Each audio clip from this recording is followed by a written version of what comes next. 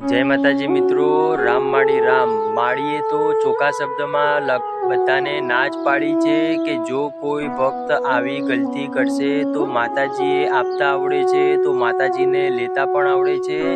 મિત્રો આજે સાનિધ્યના અંદર માળીએ અદ્ભુત વાત કરી અને આ વાત ઘણા ખરા સંતોએ પણ કીધી હતી। આ વાત ઘણા ખરા ભુવાજી પણ કહે છે।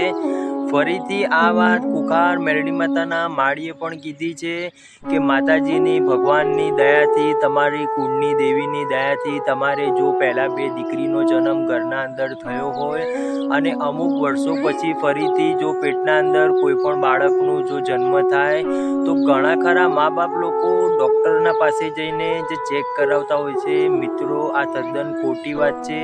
માળીએ ચોખ્ખા શબ્દમાં કીધું અને ઘણા ખરા ભુવાજી પણ રમેણના અંદર આ જ કહેતા હોય છે કે જો તમને ઘણા ખરા વર્ષથી દવા દારૂ બધું જ કર્યું તેના છતાં પણ જો તમને પેટ સંતાન પ્રાપ્તિ નથી થતી અને જો આ સાનિધ્યના અંદર આવવાથી જો સંતાન પ્રાપ્તિ થતી હોય તો ઘણા ખરા લોકો મા બાપ લોકો વિચાર એવો લાવતા હોય છે કે મારે પહેલાંથી જ 2 દીકરીનો જન્મ છે, હવે મારે ફરીથી માતાજીની દયાથી પ્રેગ્નન્સી રહી છે તો લાવ હું ફરીથી એકવાર ડૉક્ટર જોડે ચેક કરી આવું। તો મિત્રો આ કાનૂની અપરાધ પણ છે અને આ એકદમ ખરાખર માતાજીનું પણ અપમાન છે।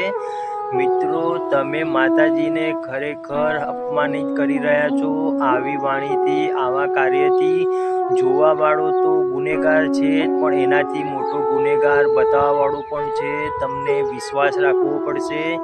કરતા હરતા ભગવાન છે, કરતા હરતા તમારા કર્મ છે। જો તમારું કર્મ સારું હશે અને ઘણા ખરા વર્ષ પછી જો તમને માતાજીની દયા થઈ હશે અને તમને શેર માટીની ખોટ જો પૂરી થતી હશે તો એ કાંઈ સારું જ થતું હશે, એમાં તમારે કોઈ શંકા કરવાની જરૂર નથી। ઘણા ખરા લોકો આજે શંકા કરતા હોય છે।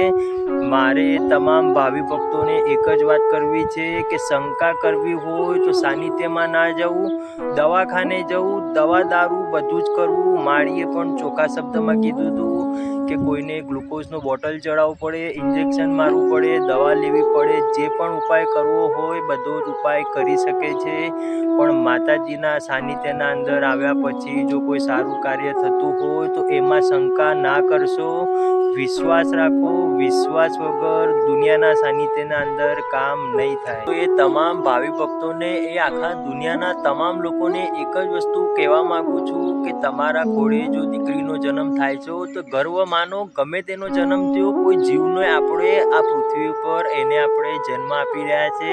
સૌથી મોટામાં મોટી ગર્વની વાત તો આ માનવાની છે દીકરો જ જોઈએ એ વસ્તુ તદ્દન ખોટી છે।